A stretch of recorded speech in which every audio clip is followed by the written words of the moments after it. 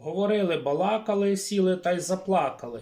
Именно так называется то, что происходит вокруг законопроекта о приобретении гражданами нарезного краткоствольного оружия для самозащиты. Напоминаем, ранее мы уже рассказывали на своих юридических YouTube-каналах об этой истории, и этот вот законопроект был уже принят в первом чтении. Почему он не принят во втором?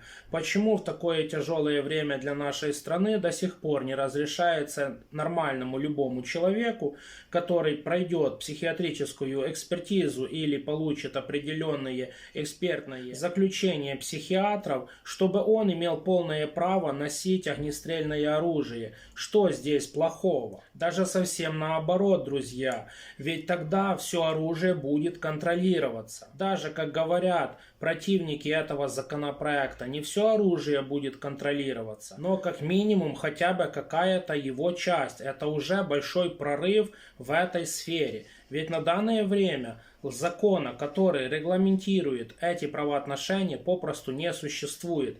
Мы до сих пор живем по инструкции МВС. И то эта инструкция четко предоставляет право только не на огнестрельное оружие, а именно на травматическое оружие. Это совсем разные виды вооружений. Поэтому хочется пожелать нашим депутатам поскорее, когда вы сказали А, обязательно говорить уже Б. И принимать закон таким, каким он уже есть. А не то, что вы там приняли, а потом говорите народу, ну пускай там полежит еще. Да, друзья, мы считаем, что украинцы имеют полное право на оружие. Более того, они в такое тяжелое время для нашей страны имеют право на самозащиту этим оружием. Почему кто-то должен забирать возможность у человека самозащититься? Ведь на самом деле противники этого закона говорят исключительно об одном, что если будет принят этот вот закон, то оказывается почему-то будет намного больше преступлений.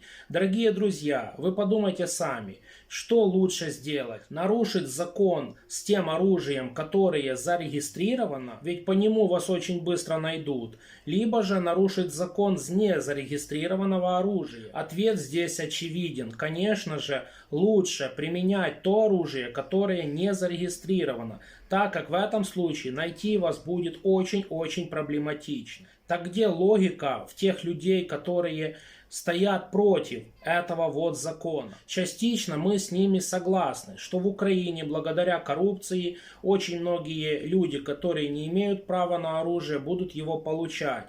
Но так это ж не проблема самого оружия. Проблема в том, что нужно бороть эту коррупцию и создавать такие условия не бюрократической какой-то там тяганины, а реальной возможности проверять тех или иных людей на предмет законного или незаконного владения тем или иным видом оружия. А чтобы полностью разбить миф тех противников оружия, мы наведем вам пример о наших вот бытовых ножах. Каждый день мы это видим и это слышим, но бытовые ножи не считаются холодным оружием. Вот и получается, что преступление сделать можно практически чуть ли не пальцем, а вот иметь право на реальную самозащиту у нас нельзя, так как вот оказывается, что у нас коррупция. Так коррупция была, есть и будет всегда. Так что делать? Не самозащищаться, да?